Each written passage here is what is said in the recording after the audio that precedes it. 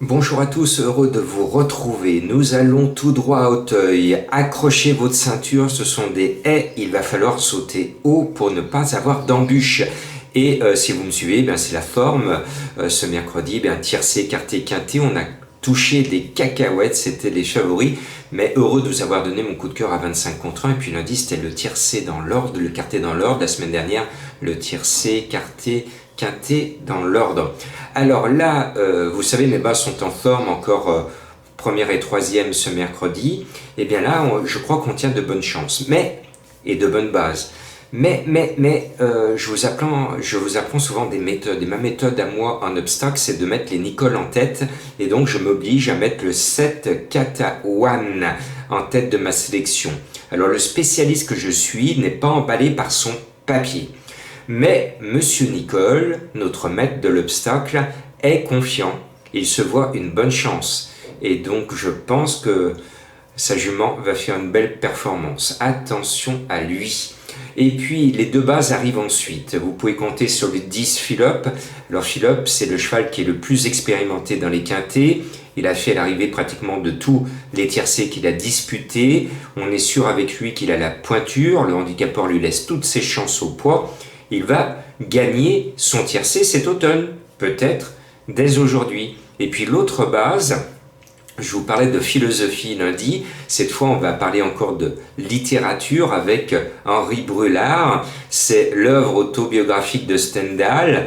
Ce numéro 12, je vous en parlais la dernière fois, je vous parlais de Stendhal, et bien m'en a pris puisqu'il a mis sa petite plume à l'arrivée. Je pense qu'il va confirmer, c'est un tout bon cheval, il est lâché au poids par le handicapeur, lui aussi ne finira pas l'année sans avoir gagné son tiercé. Bon, on tient de bons favoris, on a peut-être le tiercé en 3 chevaux avec mes deux bases 10 et 12, la base solide le 10.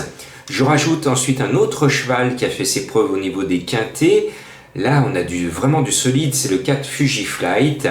Il est très très confirmé à ce niveau.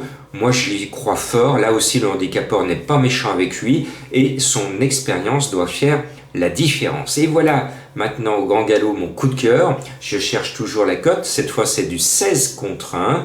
Je ne comprends pas pourquoi mes confrères ne sont pas emballés par la candidature du 9 Mike Calores. Pour moi, c'est un petit soleil.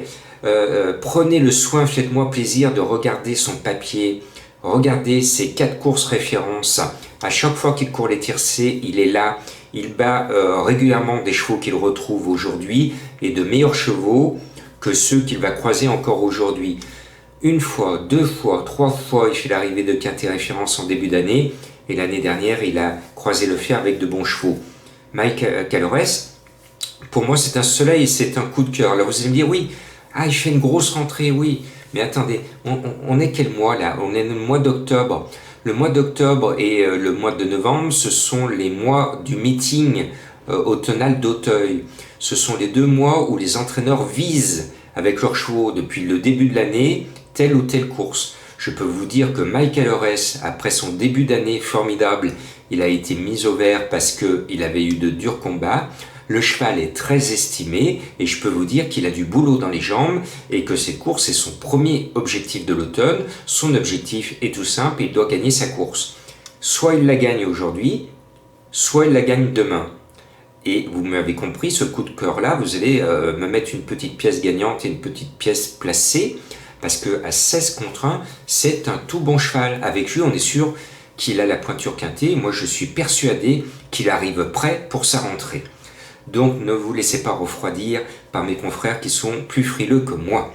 Et puis l'As Rebellio, c'est le meilleur du lot si l'on en croit ses débuts, puisqu'il finissait en même temps qu'un tout bon cheval. Le meilleur 3 ans de l'époque est devenu le meilleur 4 ans.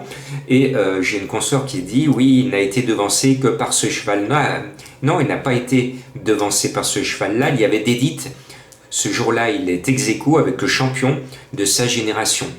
Ils finissent sur la même ligne, moustache contre moustache. Donc ce jour-là, il valait le champion de la génération. Et sur cette valeur-là, même s'il ne l'a pas trop répété ensuite, il a une première chance.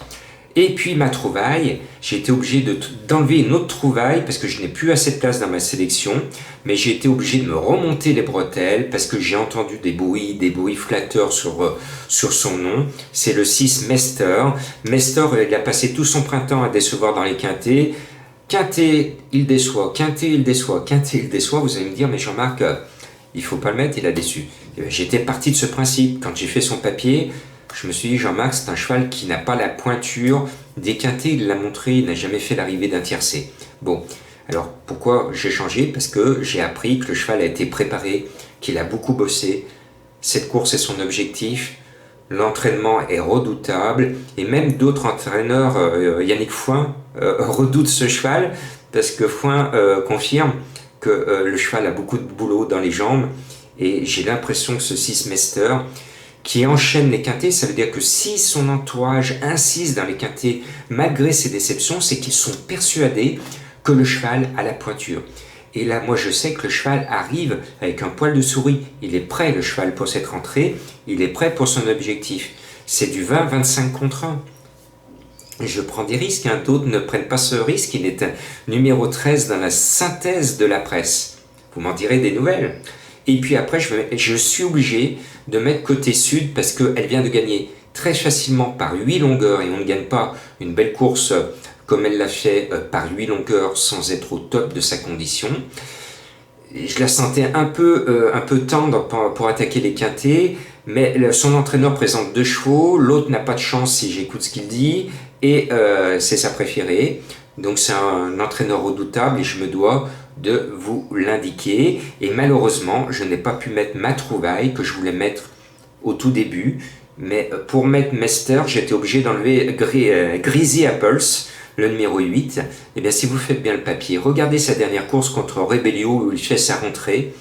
Il retrouve Rebellio alors qu'il finit à un nez avec 2 kilos d'avantage. Si vous faites le papier, ça veut dire que théoriquement, mathématiquement, mon Greasy Apples doit finir 2 longueurs devant Rebellio. Bon, je sais que le cheval Rebellio a progressé sur cette course, ça veut dire qu'il va être meilleur aujourd'hui qu'hier. Est-ce que Greasy Apples a fait les mêmes progrès? Je n'en suis pas certain, mais dans vos jeux de combinaison, vous savez, vous vous amusez actuellement à juste titre, parce que mes bases sont là, de faire des champs réduits au tiercé avec mes 2 bases. Eh bien, faites-moi le plaisir de prendre mes 6 chevaux, ça fait 6 euros. 6 euros, vous rajoutez pour 7 euros ce numéro 8 avec mes 2 bases. Il y a une chance peut-être de voir la tête du caissier. Voilà, vous savez tout. N'oubliez pas, on l'a vu aujourd'hui, ce que je vous ai appris récemment, les numéros qui s'appellent. Aujourd'hui, c'était premier le 15 et deuxième le 5, le jeu de la finale. Si vous voyez bien, par exemple, le 4, jouez le 14 en couplet avec, et ainsi de suite. Si vous voyez là, vous pouvez jouer le 11. Et ici, dans ma sélection, je suis en train de regarder, cela donne côté sud le 2, qui appelle le 12 Henri Boulard, ou plutôt le 12 Henri Boulard qui est favori, qui appelle avec lui le 2 côté sud. C'est une méthode, et c'est une méthode souvent qui permet de toucher un couplet cher, parce que vous voyez par exemple le 12 bien, mais vous ne voyez pas le 2, et finalement, l'autocar va vous payer un gros couplet ou un gros 2 sur 4. Voilà la méthode. Bonne chance à vous. Je suis confiant, l'indice de confiance est à 3.